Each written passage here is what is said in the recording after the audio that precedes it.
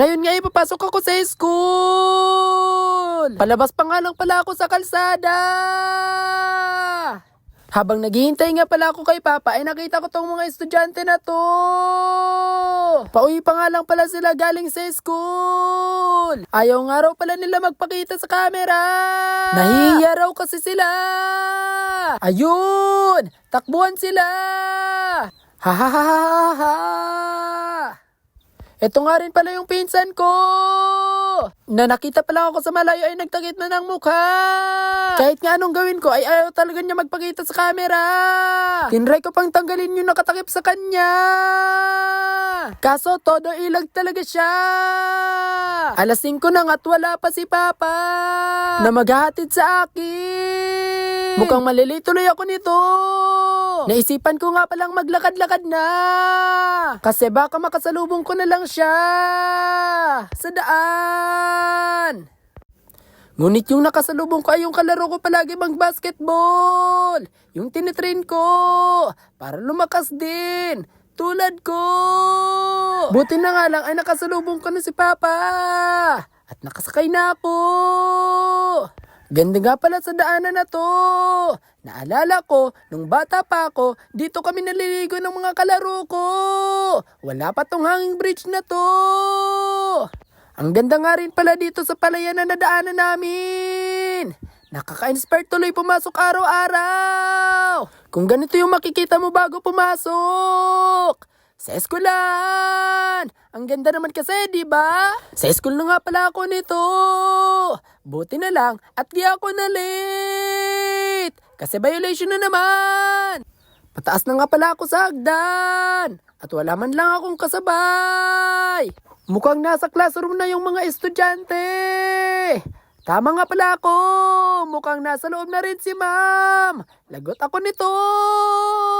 Break time nga pala namin. At kasama ko yung kaibigan ko.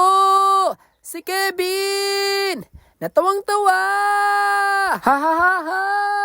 Namulaklak na nga pala yung isang uri ng tanim dito sa school namin. At ang ganda ng bulaklak niya.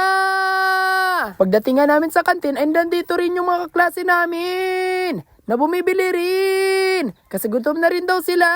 Lalo na tong isa.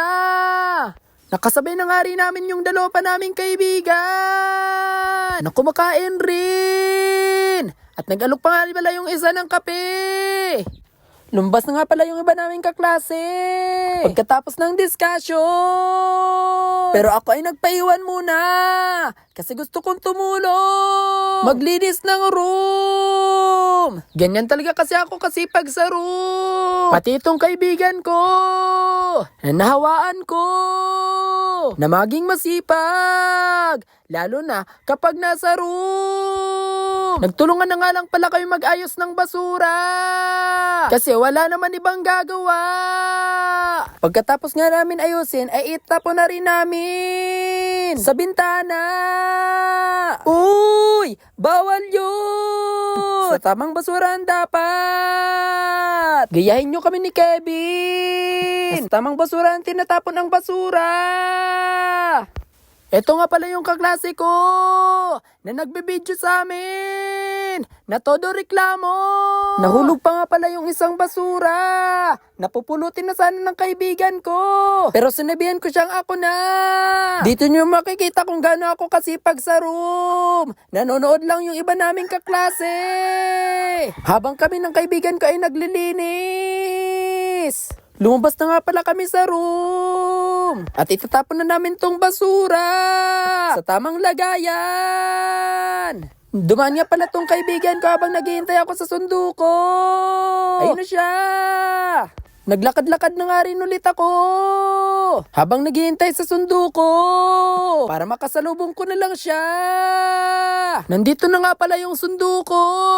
Buti na lang at di siya masyadong natagalan. Kasi gutom na ako sa oras na yan. Yun lamang sa ngayon. Bye-bye!